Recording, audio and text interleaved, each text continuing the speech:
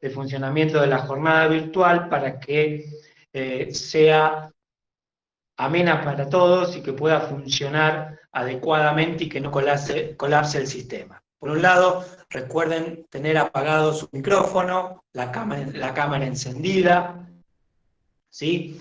El micrófono no se puede prender durante la exposición, salvo que se habilite la pregunta durante la exposición. Ante cualquier dificultad en el audio o imagen, apaguen su cámara para poder recibir mejor las imágenes, y luego de la exposición de nuestro expositor del día de hoy, se van a habilitar un espacio de preguntas que se enviará vía chat, ¿sí?, de la jornada del Meet, y luego se habilitará y se le dará el micrófono a la persona para que pueda contestar, y luego se volverá a apagar. Traten de no compartir la pantalla, se encuentra prohibido sus propias pantallas, ¿sí? Y ante cualquier dificultad o comentario desafortunado, manifestaciones o videos o imágenes inadecuadas serán eliminados de la jornada, ¿sí?, sin posibilidad de reincorporarse. Bien, estas jornadas, les recuerdo también, durante los 8 encuentros que durarán, ¿sí?, se van a grabar y se van a pasar en vivo por el canal de YouTube de jornadas y a su vez por el Instagram Live de la facultad. Bien, bueno, en mi carácter de secretario de la jornada y en nombre de la Cátedra B de Derecho Constitucional de la Facultad de Derecho de la Universidad Nacional del Rosario, del Instituto Iberoamericano de Derecho Constitucional de la Sección Paraná, les doy la bienvenida a todos y cada uno desde los distintos rincones de Argentina y de Latinoamérica a estas jornadas internacionales. Nos está acompañando nuestro decano, el doctor Hernán Bota, ¿sí?, de la Facultad de Derecho de la Universidad Nacional de Rosario, nuestro secretario académico, el doctor Germán Gerbaudo, ¿sí?, nuestros directores de la jornada, el doctor Sebastián Rodríguez de Robles y el doctor Maximiliano Storicelli, y el coordinador de la jornada, el doctor Lisandro Arriaga, y quien le habla, el doctor Luis Emilio Ayuso. Bien, antes de comenzar, queremos, en nombre de la organización, agradecer muy profundamente a nuestra facultad, ¿sí?, nuestra casa, que siempre nos ha apoyado en todas nuestras intenciones, nuestras jornadas y nuestros trabajos, en especial a la figura de nuestro decano, el doctor Hernán Bota, a nuestro secretario académico, el doctor Germán Gerbaudo, al área de técnica e informática de la facultad, Ernesto Begani, el doctor Carlos Vila y Juan Cointri, ¿sí?, que hacen posible esta jornada en este tiempo de pandemia, en este tiempo de distanciamiento, ¿sí?, de aislamiento social, que podamos encontrarnos un poco más unidos a través de las pantallas, por lo menos encontrarnos y discutir sobre cuestiones vinculadas al derecho constitucional. En esta etapa de excepcionalidad, sí, que vivimos, es cuando más necesitamos del respeto y la vigencia de la Constitución, de las constituciones, las distintas normas constitucionales. Y para asegurar el respeto y la vigencia de las distintas constituciones latinoamericanas o de experiencias que vamos a ver, inclusive europeas, necesitamos de una herramienta fundamental de ello, que es los distintos sistemas de control de constitucionalidad que permiten poner límite, acotar, ¿sí?, las violaciones a las normas constitucionales.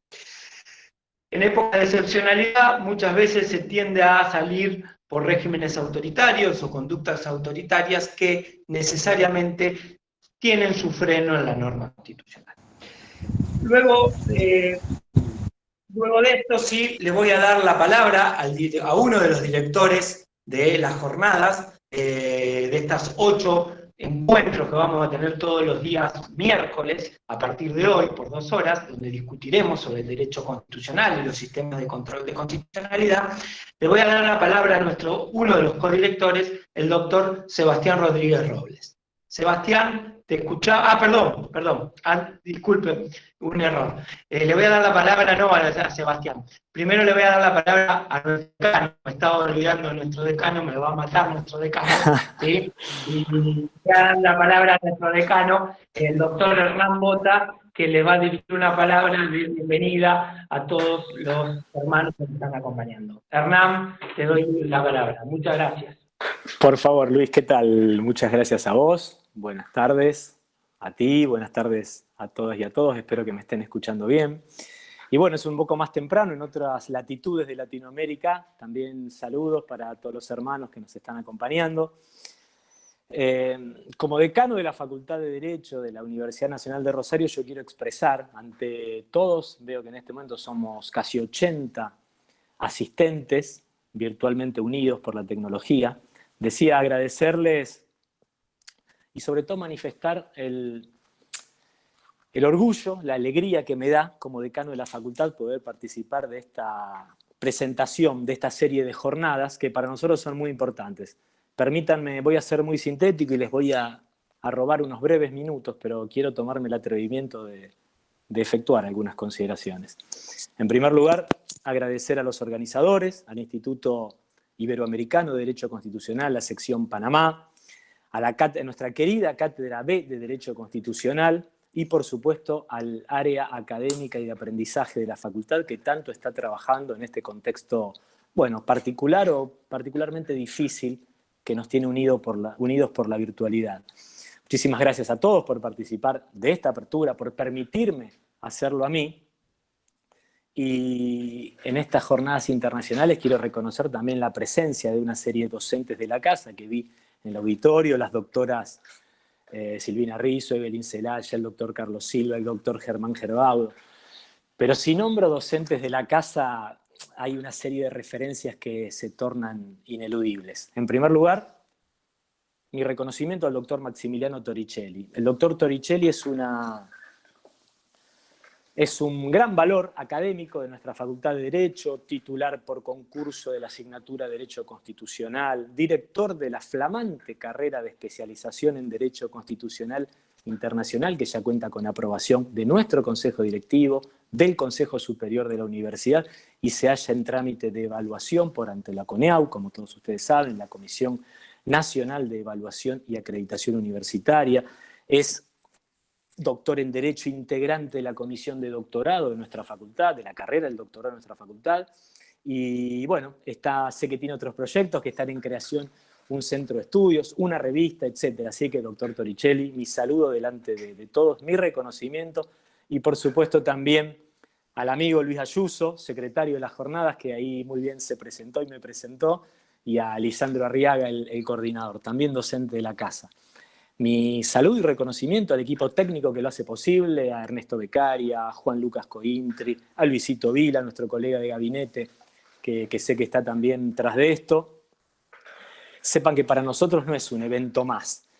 El posicionamiento que esto implica para la Facultad de Derecho en el concierto latinoamericano, por supuesto, torna especiales estas jornadas, por eso mi presencia y por eso yo quiero que se sepa de nuestra alegría, de nuestro orgullo por estar al nivel latinoamericano. Sepan que no me extraña porque ya en 2018 fui testigo de la capacidad de convocatoria y la repercusión que tienen las actividades que la Cátedra B de Derecho Constitucional lleva a cabo. En un recordado Congreso de Derechos Humanos lo pude comprobar en carne propia, así que para mí esto no es ninguna novedad, al contrario. El doctor Torricelli y su equipo son capaces de esto y de mucho más. Por eso también quiero celebrarlo frente a los amigos latinoamericanos que están presentes. Es un reconocimiento que cabe hacer, y con esto voy a ir cerrando, pero permítanme decirlo, es un reconocimiento que cabe hacer porque en este contexto tan difícil, como bien el doctor Ayuso lo expresaba,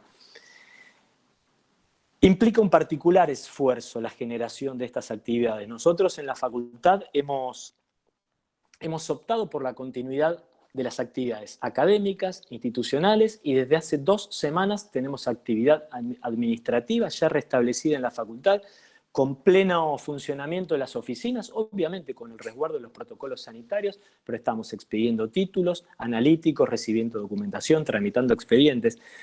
Hay funcionamiento institucional porque ha funcionado el Consejo Directivo luego de reformar su reglamento interno, ha pasado a sesiones virtuales y virtualmente, les quería comentar a todos, hemos ya planificado cómo será la vuelta a las actividades en lo que ya se da en llamar la pospandemia. Tenemos la planificación de calendario de exámenes hasta fin de año, que si la evolución de la situación epidemiológica nos lo permite, vamos a empezar a implementar desde el 27 de julio en lo presencial, y a partir de hoy, les comento, han empezado los exámenes virtuales con la cátedra del doctor Ciro Caldani,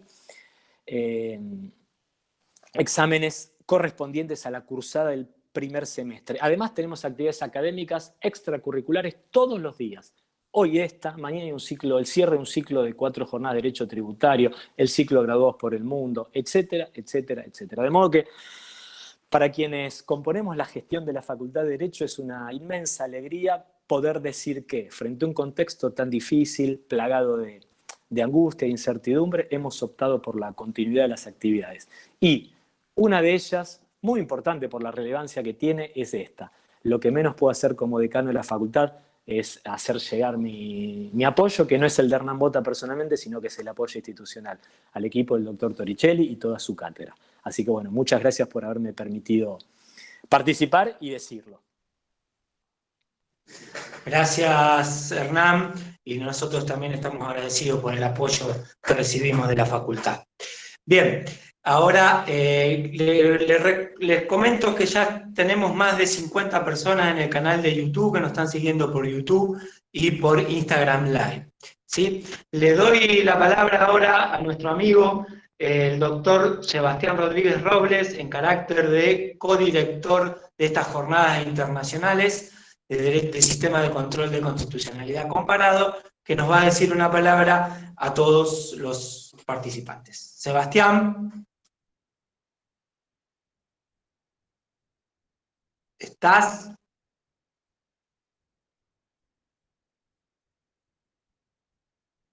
Sebastián, ¿me escuchan ahí?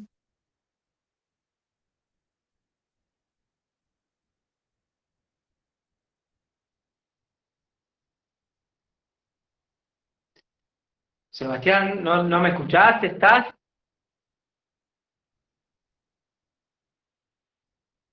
Bueno, como decía nuestro decano, el doctor Hernán Bota, esta jornada también se enmarca en lo que va a ser el futuro centro de Derecho Constitucional de nuestra facultad, que se está organizando desde la Cátedra B de Derecho Constitucional y la Cátedra C de Derechos Humanos, y en el marco de lo que va a ser, si la CONIAU quiere, a partir del año que viene, una carrera de especialización, un posgrado de especialización en Derecho Constitucional Internacional, que se va a dar a partir del año que viene en distintas modalidades que se van a implementar, ¿sí? Que puede haber un cursado intensivo, etcétera, que refiere a todas las cuestiones vinculadas al derecho constitucional internacional, ¿sí? Y de distintos aspectos. Bueno, Sebastián, ¿estás disponible?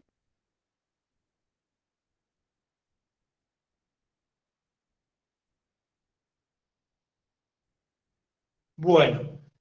Aquí estoy.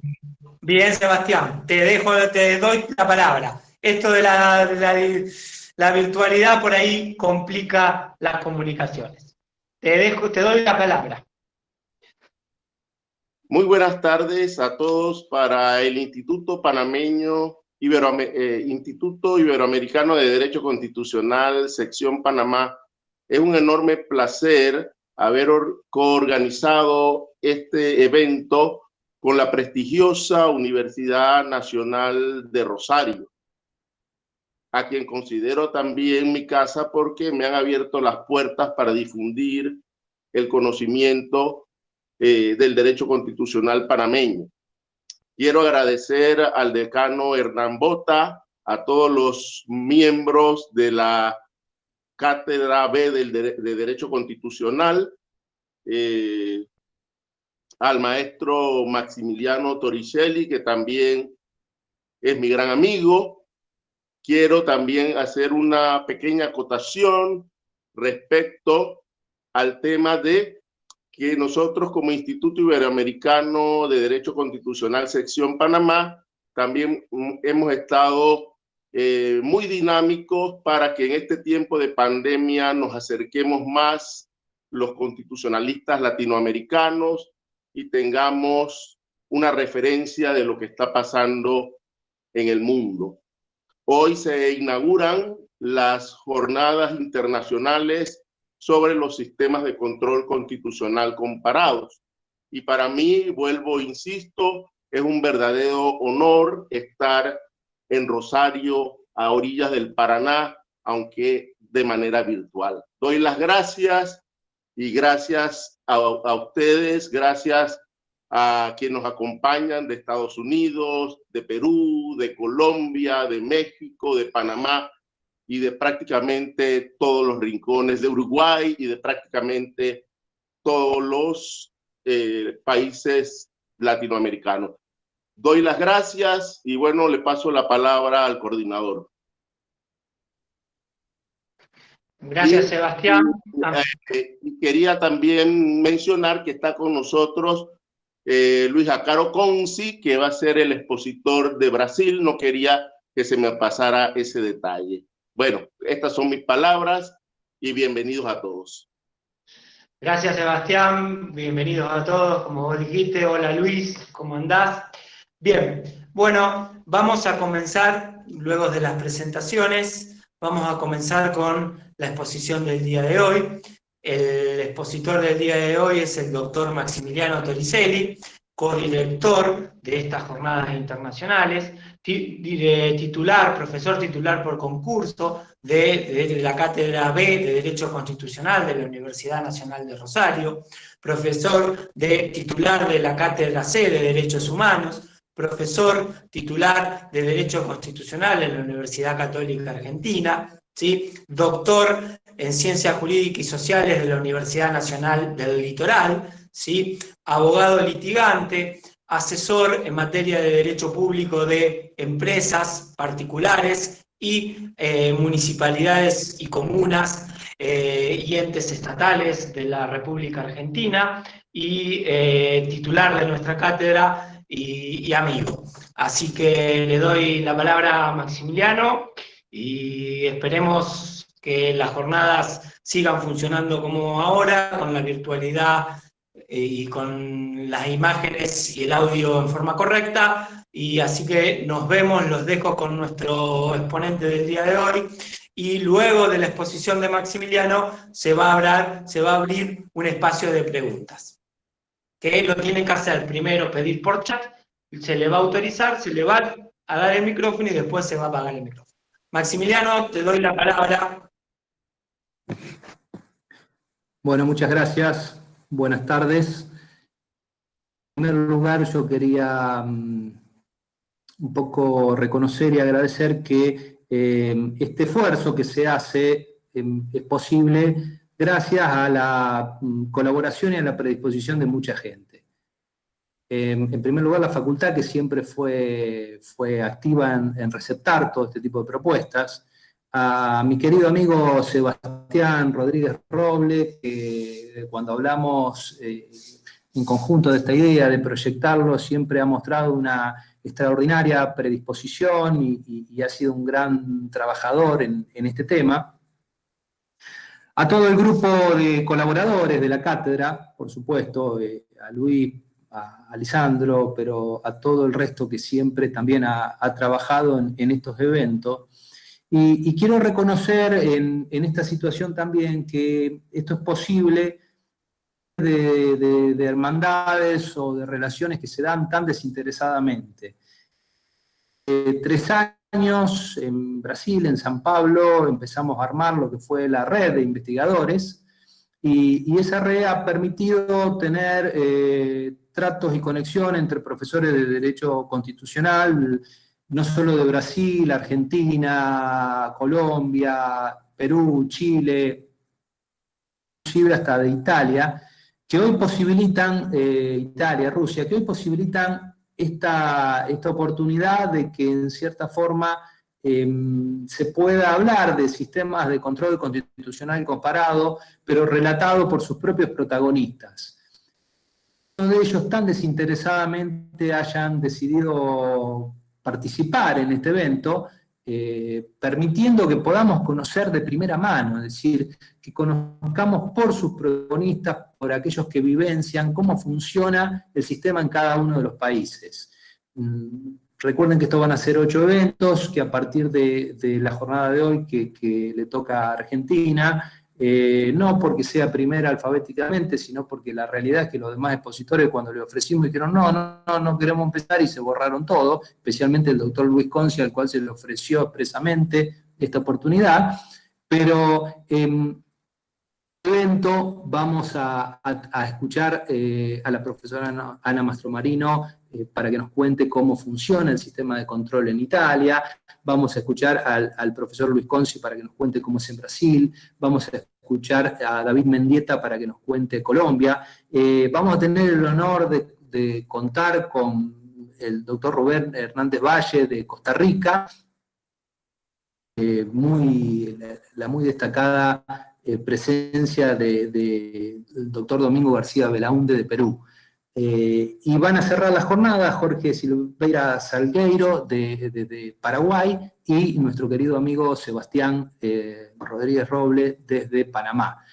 Con lo cual vamos a tener un panorama completo de distintos modelos, no de todos, pero sí de muchos modelos importantes que nos pasó interesante en algo que entendemos que tiene que seguir desarrollándose. Es decir, la pandemia ha sido una crisis muy importante, cuyas consecuencias todavía no se han terminado de ver, pero dentro de todas las crisis siempre hay que tratar de aprovechar para sacar algunas cuestiones importantes. Y que hoy estemos conectados desde los distintos rincones del mundo para poder disfrutar de este tipo de eventos es algo bueno que se puede rescatar de lo malo que todo esto pudo haber traído. Muy especialmente a todos los docentes que tan desinteresadamente aceptaron enseguida y que siempre se manifiestan dispuestos a compartir sus conocimientos y sus habilidades. Empezar hoy con la situación de los sistemas de control en Argentina, particularmente, pero al ser el primero quiero un poco hacer una referencia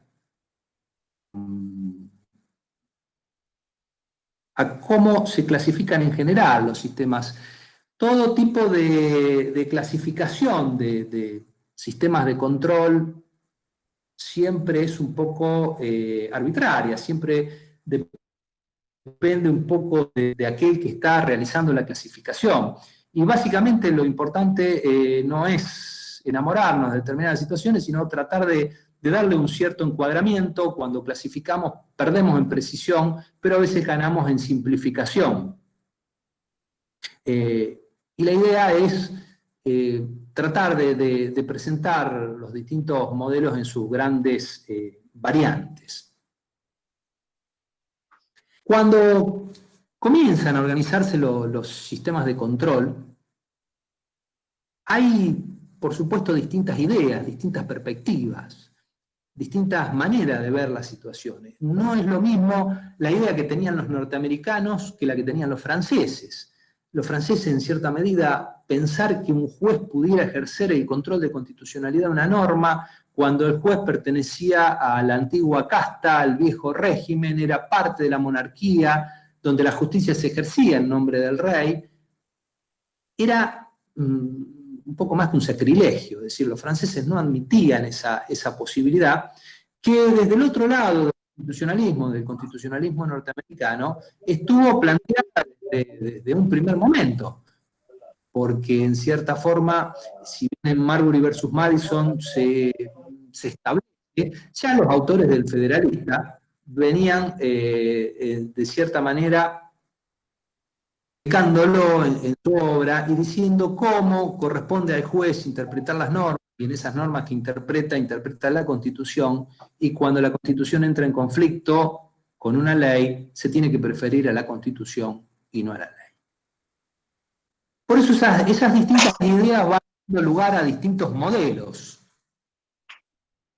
En nuestra clasificación hablamos de modelos básicamente políticos y jurisdiccionales. Por supuesto que nos estamos limitando a lo que son los sistemas de controles dentro de Occidente, no hablemos de sistemas por ahí de tipo teológico o demás, porque escapan a lo que es nuestra naturaleza o nuestra propia idiosincrasia. Tenemos los grandes sistemas como el sistema político francés, que a partir del 2008, con la reforma constitucional del 2008 y la implementación por ley del 2010, empieza a modificar un poco sus cánones y se acerca más al judicial, pero que era un modelo en el cual básicamente los franceses lo que establecían era un órgano político que no tenía relación con ninguno de los órganos clásicos de poder, ejecutivo, legislativo, judicial, y que actuaba de manera preventiva en el control de leyes, que no solo lo integraban juristas, sino que podía integrarlo cualquiera, e incluso son miembros naturales de ese consejo los expresidentes de la República. Una característica o un modelo por ahí ajeno a lo que ha sido el modelo de control constitucional norteamericano, donde ellos, como decíamos antes, como parte o como esta idea de interpretar las normas, aparece o resuelve esa situación. Los europeos no miran ni tan bien el modelo francés, no son tan desconfiados del juez, pero tampoco ven tan cercano el modelo judicial, por lo menos en su creación, en su nacimiento, el modelo judicial.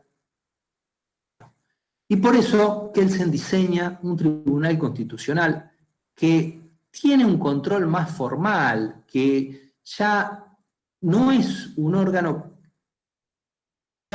pero se le parece, o sea, actúa básicamente en situaciones de demanda, y que empieza a tener características propias que, si bien son de control más formal que sustancial de las normas, una revisión con un alcance o con un efecto general.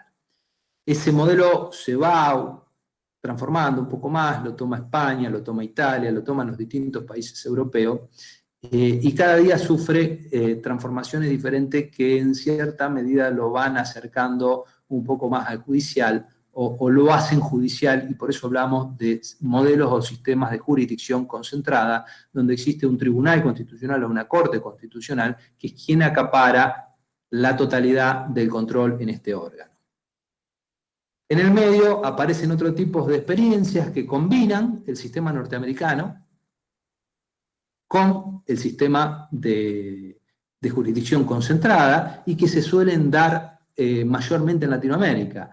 Es decir, en Latinoamérica terminamos siendo muy pocos o prácticamente exclusivo de Argentina el sistema difuso. Existen muchos países con sistemas concentrados, particularmente en el desarrollo de estas jornadas van a ser más las experiencias de sistemas concentrados que pongamos que las de sistemas combinados, pero que aparecen otros sistemas que entienden que cualquier juez puede declarar la inconstitucionalidad de la norma con acciones especiales, con carácter a veces general o no, establecida en los máximos tribunales de justicia, sea en una corte de constitucionalidad, como puede ser el caso de Guatemala, o en la propia Corte Suprema de Justicia. Eso va a dar lugar a los distintos sistemas tal como los entendemos, y por supuesto, como les decía, como toda clasificación depende de los autores. Hay autores que entienden que el sistema español, el sistema italiano, no es una jurisdicción concentrada, sino es más un sistema de tipo político. Eso, bueno, a cada uno le servirá más cómo entenderlo según las características que le dé. Yo me voy a concentrar hoy, básicamente, en lo que es el sistema de jurisdicción difusa que impera en Argentina.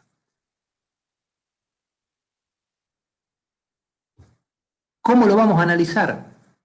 En cuanto a sus características, en cuanto a su funcionamiento y en cuanto a los efectos que este sistema produce.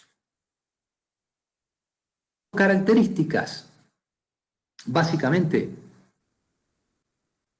vamos a ver, el órgano que ejerce el control y el alcance. Se trata de un sistema judicial. ¿Por qué? Porque todos los jueces, una aclaración que quiero hacer para entenderlos a veces también en el vocabulario, porque a veces tenemos distinciones terminológicas. En Argentina, hablar de juez no importa la instancia, es decir, juez de primera instancia puede ser juez de cámara, juez de corte. Lo mismo que magistrado, son términos equivalentes. El magistrado puede ser de primera instancia, de cámara, de corte. No en todos los países de Latinoamérica tienen la misma denominación. Muchos hablan de magistrados a partir de camaristas o integrantes de la corte, mientras que jueces serían los jueces de primera instancia. Por eso cuando yo hable de juez o hable de magistrado, voy a hablar indistintamente como aquel que tiene la capacidad de dictar sentencia, sea en un caso particular o con alcance general. En Argentina nosotros tenemos un sistema propio de nuestro régimen federal, en el cual conviven en una misma situación territorial, por supuesto que en distintos ámbitos de competencia, jueces federales, jueces nacionales, con jueces provinciales. Parte de la jurisdicción es provincial, es decir, la dimensión de los jueces provinciales es mucho mayor por las competencias, por las causas que les toca entender, que la de los jueces nacionales o federales. Pero todos los jueces, no importa la instancia, no importa el grado, y no importa la competencia, y no importa si son federales o provinciales, todos tienen la posibilidad de ejercer el control de constitucionalidad en el caso que les corresponde.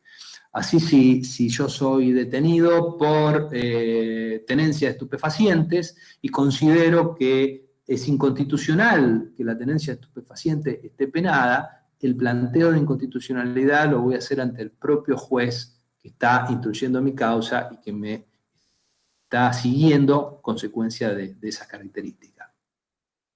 Por eso es judicial, porque le corresponde a todos los jueces, y por eso es difuso, porque cualquier juez, en la instancia que le toque, va a entender, y a partir de la situación en la cual el juez entienda, en el cual declare o no la inconstitucionalidad de la norma, se va a seguir el trámite ordinario de impugnación, y a partir de ese trámite ordinario de impugnación, los jueces de las instancias superiores también van a analizar la validez constitucional o no de la norma. ¿Qué alcance tiene como característica? A todas las normas. El control de constitucionalidad en Argentina se efectúa sobre cualquier clase de norma, incluso sobre las normas de la Constitución. La Corte Suprema entendió, y especialmente lo remarcó después de la reforma del 94, que el poder constituyente originario se ejerció allá en 1853, empezó una situación de poder constituyente derivado. Y por ser un poder constituyente derivado, es un poder que está sometido al control de constitucionalidad. ¿Qué quiere decir esto?